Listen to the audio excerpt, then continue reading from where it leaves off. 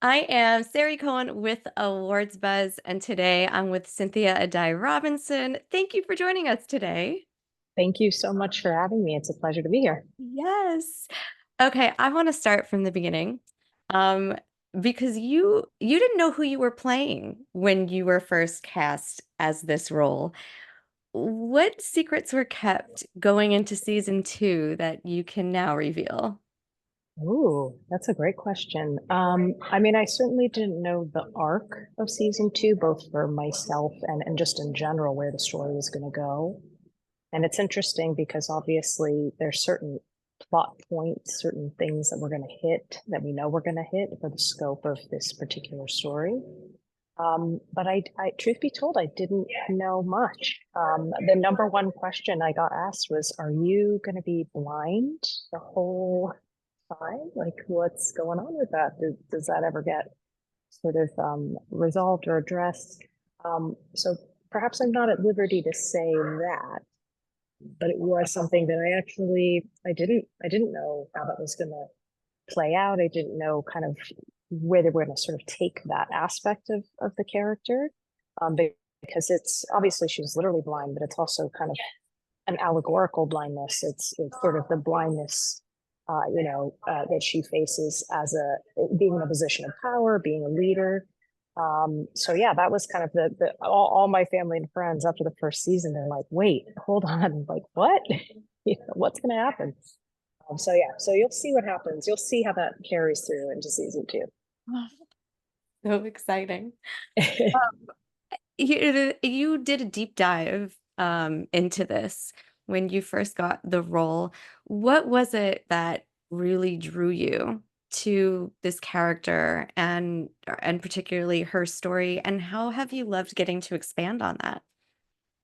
Well, once I kind of knew where she sort of uh, fell into the canon, you know, there's information about her, but it's still kind of a sketch. And one thing I found very interesting was she was one of very few queens in a sort of long line of leaders. So she's not the first queen in Númenor, but it's not a common thing, and I thought that that was quite interesting and fascinating.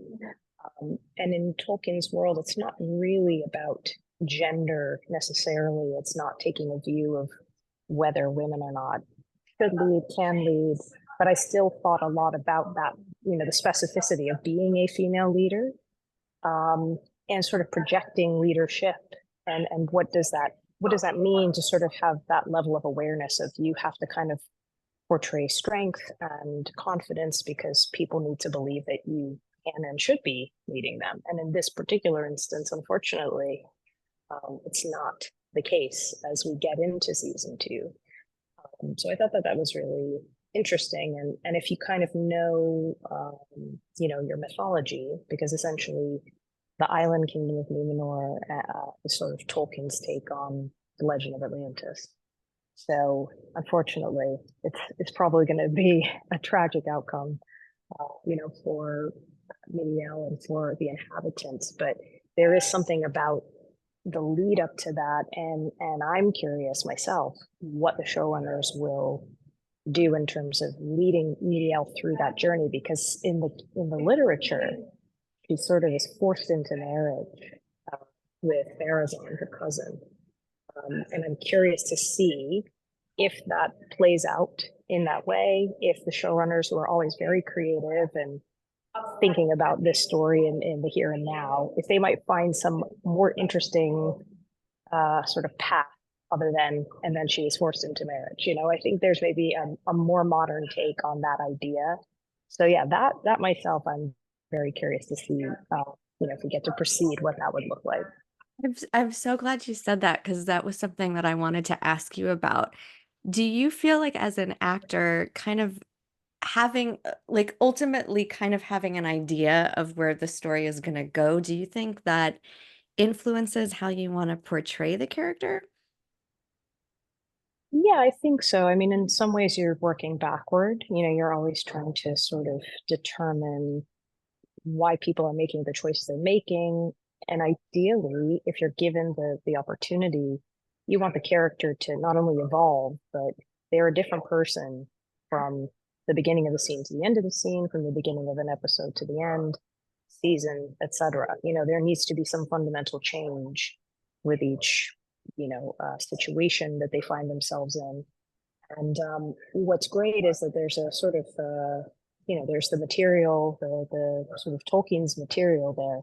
But because we're a series, I don't myself know how the showrunners will take the story and take this character. So it's great. There's still room for me to be surprised. And I kind of like the idea also of being present in the situations that you have. So I can't necessarily fully project, I'm doing this thing knowing that this particular outcome is happening. So it kind of, in a nice way, it forces you to be present in the moment that you're dealing with, which I think is interesting. Good advice for life as well. Totally. And you do a brilliant job doing that. No, thank you. I appreciate that. I Yeah. try to be present in the moment. I try to be present in the moment when I can. I mean, you feel her journey on this. Let's talk about that. Season two, the start, we see some pretty big changes. And just tell me personally from your perspective about her evolution this season. Yeah, I think that the most interesting challenge for me was again this sort of blindness element where it was never about sort of pitying the situation. It was a quick acceptance of it and then still sort of forging ahead with the task at hand, which is leading her people and sort of putting them on the path that she believes is the best path forward, knowing that danger is lurking. But there was also something interesting about what happens when your vision is taken away and it sort of turns you very sort of inward. You become very internal and isolated. And in her particular orbit, there are very few people that she can trust, rely on, even just think out loud with. And so I think that's a sort of interesting position of it's lonely at the top, and you're making decisions that you know have consequences for many, many people beyond just yourself.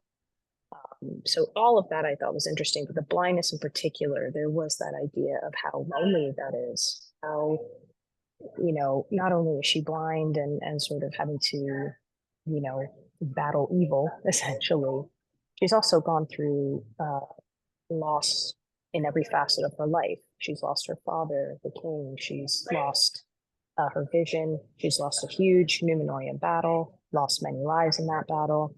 And through that trauma, he kind of has this bond with Elendil, who has also suffered loss. And so there's the unique situation as well of only myself and this one other person know what we've endured. And so that's the other exciting part of season two. I think their sort of relationship and the evolution of that relationship, because he's one of the very few people that she essentially does trust. And that's a changeover from the previous trusted consigliere, who was Farazan, who now is clearly, positioning for his own usurpment of power. So layered, and Yeah. it's layered, and your character is so nuanced. She's so well-rounded. Um, how do you even begin to prepare for a role like this? It's a tough one because, you are lucky in that it truly is collaborative. So I alone, thankfully, I'm not responsible for, bringing this character to life. Obviously, the writers are the ones deciding sort of the path based on Tolkien's, what he's established. And additionally, you've got this incredible group of artisans and costumers, hair, makeup, that help with the external. But that external allows you to really kind of command and enter a space as this character. But my job, in my view, is really about the internal and sort of trying to get into the mindset of what it's like to grieve, what it's like to, have self-doubt, what it's like to know, again, that you are responsible for people and you want to be a force for good. So all of those things, it's interesting because they can be intellectualized on the page and you can think about, the what ifs. But I think it's really about an emotional state and trying to bring your own life experience, your own thoughts and feelings, and applying it to, again, this, high fantasy world of elves and dwarves and things that are not relatable. But there, of course, is, being able to relate to, fear and grief and loss and those things that I think really humanize the story and humanize the character. Yeah. Oh, yeah. No, I was gonna ask you like specifically about Tolkien's body of work and just getting to be a part in this now. What do you think overall about his body of work really resonates with people? I think ultimately it's about its timelessness. I think when you look at the classics, classic literature, classic stories, similar to Shakespeare, why do we keep returning to the well? It's like these stories are timeless. They apply to the past, the present, the future. And I think we want to try and understand ourselves and the world through stories, through themes that are never going to go old. And so, yeah, I think it's something that it helps us sort of make sense of the world. We can sometimes not make sense of it in our own home or in a very literal way. And yet we can sort of watch a relationship between a dwarf and his father and shed a tear because that kind of resonates or connects because we get that. So I think sometimes we almost need the permission in this sort of heightened world, this huge canvas of Middle Earth, to think about real world things and think about ourselves and think about current events. So yeah, I think it's, there are many interpretations of Tolkien and we just get to coexist with them all. And I think it's exciting to get to be part of it in 2024 and hopefully beyond that. I love that. I love that so much. That just resonated with me. Oh, good. Yeah, yeah. And it does, you are working with such an amazing fandom. I mean, this is like one of the greatest fandoms in the world. Has there been a moment in this, a fan moment that you can say has really touched your heart or changed your life? I think the biggest thing for me is just understanding with the reach of streaming specifically, but any story really, the way we get to sort of tell stories to the world. We're sort of at the tail end of a global press tour, and we've gone to other countries and met fans who have watched the show in different languages and speak to us in different languages, and the story still resonates. It still has this universality. That's been particularly moving to me, and feels very special. And I think because we literally have traveled the world, then we're really on the ground and seeing, the excitement from fans in Brazil or Mexico or Singapore. We've genuinely had the best time as a cast going and engaging with people. And I just love that it has had that kind of reach. I think that's the biggest gift for me is getting to represent Middle Earth or represent Earth within Middle Earth, I should say. We're an international cast. We hail from different countries, different backgrounds, speak different languages, and I feel like it's that hunger that people had for wanting to see themselves in this world. So that's a very cool thing to really witness in real time. Absolutely.